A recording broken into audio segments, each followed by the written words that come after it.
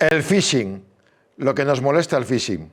Salvador Gamero, nuestro amigo, compañero, detective especializado en ciberinvestigación y ciberseguridad en Detectivia. Muy buenas tardes.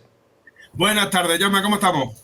Encantado de saludarte, y hoy para hablarnos nos has traído a un experto que todavía sabe más que tú en uno de los ámbitos, ¿no? Que es Fran Peláez, abogado especializado en personas acusadas de cometer delitos digitales. Fran, buenas tardes. Buenas tardes, Jaume, encantado de conocerte. Lo mismo digo. Antes que nada, descríbeme tu tarjeta de visita. Estás especializado en defender a los que yo acuso de molestarme por phishing. Básicamente, bueno, no solamente a ellos, pero sí, esa es una de los perfiles del despacho. Son personas que están siendo acusadas de un delito informático. A eso es a lo que nos dedicamos nosotros aquí en el despacho. Hay una nueva normativa, Salvador, de ahora, del 12 de febrero de este año, que es sobre el combate de las estafas de suplantación de identidad a través de llamadas telefónicas y mensajes de texto fraudulentos, que tú ya nos has contado algo sobre cómo se producían. Vamos a empezar por la ley. Entonces, nos llegan estafas por teléfono casi todos los días, ¿no? Esta ley, ¿qué va a cambiar en estas estafas? ¿Para Fran? ¿Para mí? Empieza tú y luego Fran que matice, venga. Vale, estas estafas van a cambiar, considero desde mi punto de vista como detective que poco, porque realmente van a tener que someterse a cumplir esta normativa las empresas que están en España y los autónomos que están en España. Es decir, vamos a tener que filtrar mucho, si vamos a hacer llamadas comerciales desde el móvil, desde el teléfono fijo, porque desde el móvil no va a ser posible, etcétera. Por lo tanto, creo que va a cambiar bastante para los buenos. Pero si los ciberdelincuentes se esconden en otros países, poco creo que va a cambiar. El trabajo va a seguir existiendo, va a seguir el phishing, va a seguir el spoofing y vamos a tener que seguir cogiendo los malos. Fran, al hilo de lo que está diciendo ahora mismo Salvador, tengo dos matices. Uno, vale, lo haces desde fijo o de móvil. A mí en mi móvil me sale el número del móvil o del fijo de quien me llama y me pone posible spam, tal, entonces yo puedo bloquearlo. Aunque sea desde fijo también me puede pasar. Y dos, lo que decía Salvador, si en lugar de en plataformas en España están en el extranjero, los abogados, ¿cómo vais a gestionar todo esto? No es posible, te lo digo desde ya. O sea, podemos hablar yo te puedo decir muchas cosas, pero la realidad es que el derecho tradicional no contempla el que la tecnología no tiene fronteras. Entonces, si yo estoy cometiendo un delito y me encuentro en Madrid y tú estás en País Vasco, no hay ningún tipo de problema. Si yo me encuentro en Bruselas, se dificulta un poquito la cosa, pero estando en Europa, más o menos podría gestionarse. Ahora, si yo que estoy cometiendo el delito estoy en Brasil o estoy en Rusia o en China, te digo desde ya que aunque tengas mi nombre y mis apellidos, mi número de teléfono y sepas quién soy perfectamente y tengas todos mis datos, jamás en la vida vas a poder dar conmigo. O sea, o conseguimos una norma internacional que afecte a todos los países o no vamos a conseguir nada con esto. Radicalmente así es. Bien. Salvador, ¿cómo funcionaba hasta ahora estos fraudes? ¿Cómo conseguía un ciberdelincuente meterse hasta mi cuenta bancaria? Sí, la base es romper la barrera de confianza. ¿Cómo se consigue romper la barrera de confianza? ¿Para qué lucha esta nueva norma? Para la suplantación del número de teléfono. Tú tienes grabado el teléfono como Pepito Santander, Pepito BBVA, Pepito tal banco, y entonces te entra la llamada y en pantalla te sale eso, te entra el SMS en el hilo de SMS de tu banco. Esa suplantación hace que se rompa la barrera, o sea, que transgreda la barrera de desconfianza. Nosotros ya le damos legitimidad a esa comunicación, por lo tanto, le damos el código de acceso a nuestro teléfono, le damos a nuestra cuenta bancaria, le damos el PIN que nos llega de doble factor de autenticación y ya estamos perdidos porque creemos 100% que estamos hablando con nuestro banco. Claro, pero realmente nos están timando. Vale, y si llega el momento de la denuncia, Fran, la persona acusada de un delito tecnológico puede decir, bueno, oiga, es que yo no era consciente de que estaba cometiendo tal delito. ¿Eso está ocurriendo así? Te digo desde ya que sí ocurre, o sea, de hecho te digo que en la mayoría de las ocasiones cuando estamos ante lo que se llaman mulas tecnológicas, es decir, personas que no eran conscientes de que estaban cometiendo un delito en determinado supuesto, la respuesta siempre es la misma. Yo no era conocedor de que estaba cometiendo un delito. En el caso, te hago una aclaración, las mulas tecnológicas son aquellas personas que de alguna forma facilitan el delito. Otra cosa que estemos en el spoofing o en el phishing, como estábamos comentando, que en ese caso pues podría suplantar tu identidad directamente, más en el spoofing. Vale, entonces, si estamos ante una mula tecnológica, la respuesta siempre es la misma. Yo es que no lo sabía. ¿Eso significa que vayan a declararnos inocentes por eso? Te digo radicalmente que no. Eso en algunas ocasiones ha pasado. En algunas ocasiones muy puntuales sí que ha ocurrido. Hay sentencias de los tribunales españoles, algunas, donde se demuestra claramente que no había ningún tipo de voluntad y en ese caso los tribunales absuelven. Pero yo te digo que esas son las menos. Claro. Bien, Salvador va diciendo que no, como que decir que no hay manera de pillarlos. Os meto otra pregunta más. Vale, no sé si son las mulas o quién, pero el que recibe ese dinero, esté en el extranjero o en España, siempre puede decir, Fran y Salvador, que claro, que yo he recibido un dinero y no tengo ni idea de dónde ha venido, pero oye, si es como si me encuentro 20.000 euros en la calle, no tengo por qué justificar nada, ¿no? ¿Esa es una buena defensa, Fran? Te digo que no, te digo radicalmente que no. Nosotros en el despacho llevamos muchos asuntos, nosotros llevamos al acusado, pero el acusado no siempre es el malo. Entiéndeme lo que te digo, hay muchas personas que están siendo acusadas y de una forma muchas veces injusta y cometen delitos incluso por ignorancia. Te digo que el hecho de que esa es una herramienta que siempre se nos brinda por parte de los clientes aquí en el despacho cuando se da ese supuesto concreto de las mulas tecnológicas y nosotros siempre decimos que eso no es suficiente. ¿Que puede ser un elemento más? Puede ser un elemento más, pero hay que buscar la estrategia de defensa en otras vías, en otros elementos. Y uno de ellos, por supuesto, es la ayuda de un buen detective como Salvador, por ejemplo, que lo hace brillantemente y que eso sí, que de alguna forma el hecho de que pudiese acreditarse que existe un verdadero autor de los hechos, que es el responsable y que nosotros somos una víctima, eso sí tiene valor. Claro. ¿Vale? Pero eso, si es que yo no quise hacerlo, no te exime de responsabilidad desde un punto de vista. Claro, Salvador, vosotros os dedicáis precisamente a eso, cuando pasa un caso de estos, a intentar ayudar a la persona afectada, a las víctimas. No sé cómo las podéis ayudar, si en muchos casos se llega a tiempo o no. Y dos, el ciberestafador al final se adapta a las nuevas puertas. Es decir, si ahora mismo dices, son confiables todos los números de los que me llegue la llamada, tú, Salvador, ¿me invitarías a un café si realmente puedes garantizar que son todos seguros? No te invitaría a un café, pero bueno, yo te invitaría siempre a ti, Jaume, pero no con esa motivación. Cuando estamos en un proceso judicial, fíjate, tenemos una supuesta víctima y un supuesto defraudador. Pues resulta que los dos son víctimas. Uno le han estafado el dinero y al otro le han echado las culpas.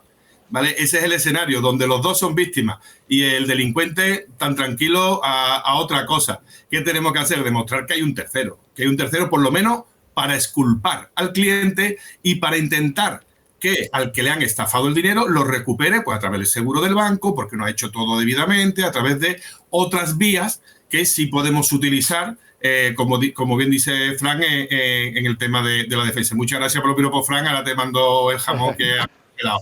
O sea, de entrada digamos que el afectado puede recibir su dinero, pasa el disgusto, y al final son los seguros los que contratarían a abogados y a detectives para ir a por el malo, ¿no? En principio, tenemos que demostrar nuestra inocencia. Somos inocentes hasta que se demuestre lo contrario. ¿Qué ocurre? Que se está demostrando lo contrario, porque hay un número de cuenta que está a nuestro nombre o hay un teléfono que está a nuestro nombre y que aparece en el proceso. Por lo tanto, tenemos que demostrar que somos inocentes, porque las pruebas sobre el papel ya están demostrando lo contrario, aunque sean falsas. Oye, Fran, desde el otro lado, desde la parte de las víctimas, hay muchos que piensan que todas estas estafas, pues o entre que están en el extranjero o aunque les pillen, que suelen quedar o impunes o cuesta muy barato ser malo en este aspecto. ¿Tú qué dirías? Radicalmente cierto. Yo lo siento que te lo diga de esta manera, pero es importante que sepamos la verdad de las cosas y es verdad. Es decir, nosotros antes, cuando uno cometía un delito, en el siglo XX, pues cometía un solo delito. Ahora, con las nuevas tecnologías, puedes cometías un delito que afectaba a una víctima o a algunas víctimas. Ahora tú puedes cometer un solo delito que genere millones de víctimas. Incluso no solamente que genere millones de víctimas o miles de víctimas, sino que además incluso lo puedes hasta aplazar en el tiempo. Es decir, tú puedes puedes programar ahora la comisión de un delito y puede eso darse dentro de 3 meses o darse cada X tiempo. Con lo cual, radicalmente cierto. Las redes de delincuencia organizada se están marchando a las nuevas tecnologías, incluso de otros tipos de delitos se están marchando a las nuevas tecnologías porque saben que el efecto multiplicador es enorme. Claro. Es muy, muy barato, muy rentable. Claro. Yo mando un mensaje a 10.000 personas y seguramente caerán más de una. Es muy fácil. Y no tendré 5.000 sentencias en contra, tendré una que me dará X multa y ya está. Salvador, decías lo de recuperar el dinero con el seguro. Dame dos claves. Una, un consejo para intentar evitar caer en esos engaños. Y dos, una vez caídos en la trampa, ¿qué es lo que hay que hacer más urgentemente para arreglarlo, además de llamar a Detectivia? Lo primero es interrumpir cualquier comunicación que no hayamos iniciado nosotros.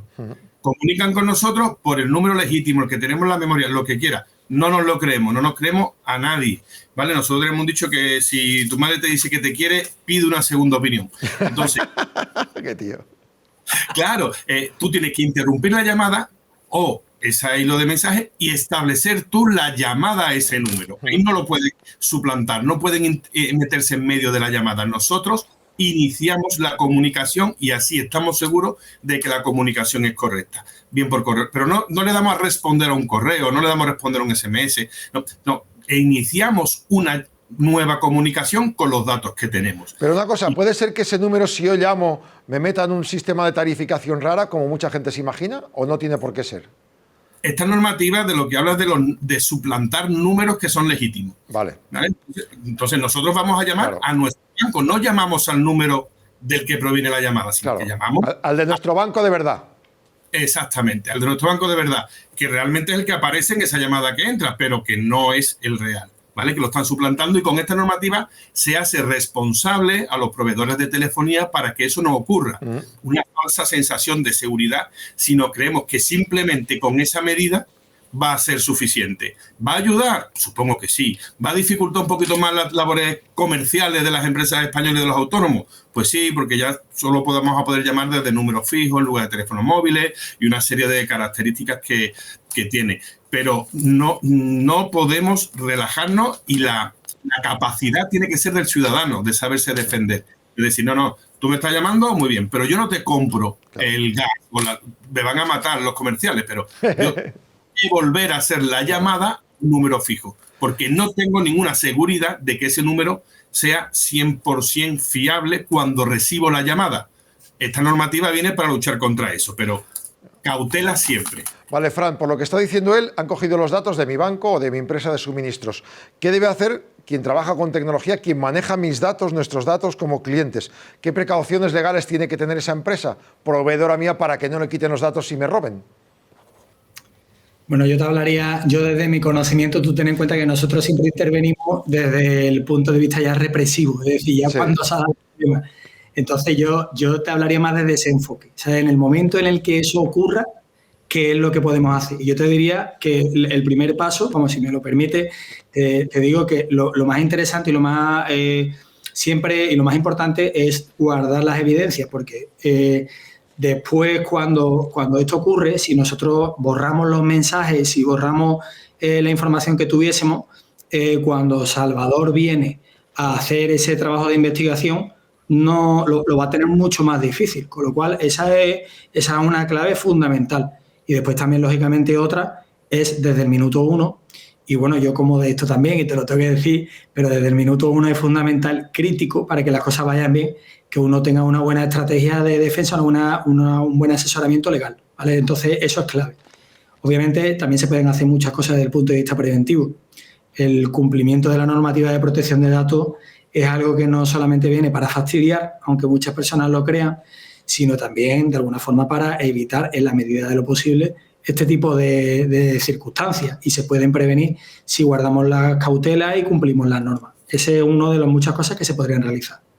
Y ya más desde el punto de vista técnico, hay unas cosas que son fundamentales en los primeros minutos.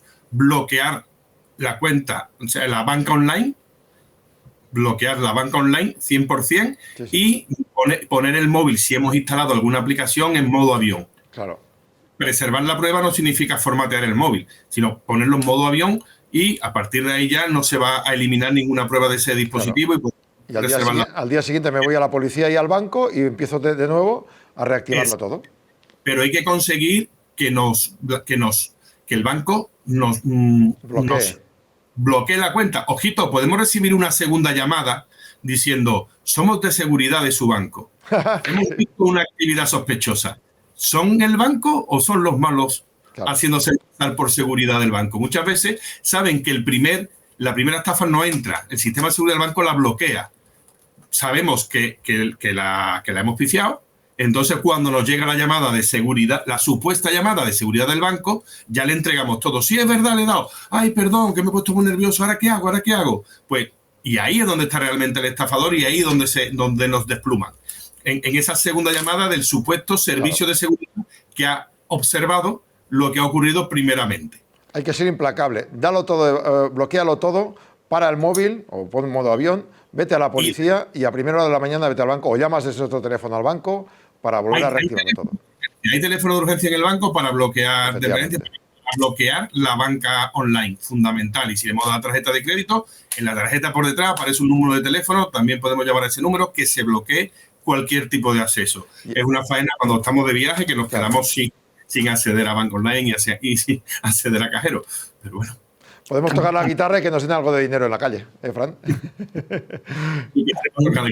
También, Jaume, yo añadiría, si me lo permites también, yo añadiría una cosa que nosotros siempre decimos cuando impartimos algún tipo de formación, que son dos palabras, sentido común. Sí.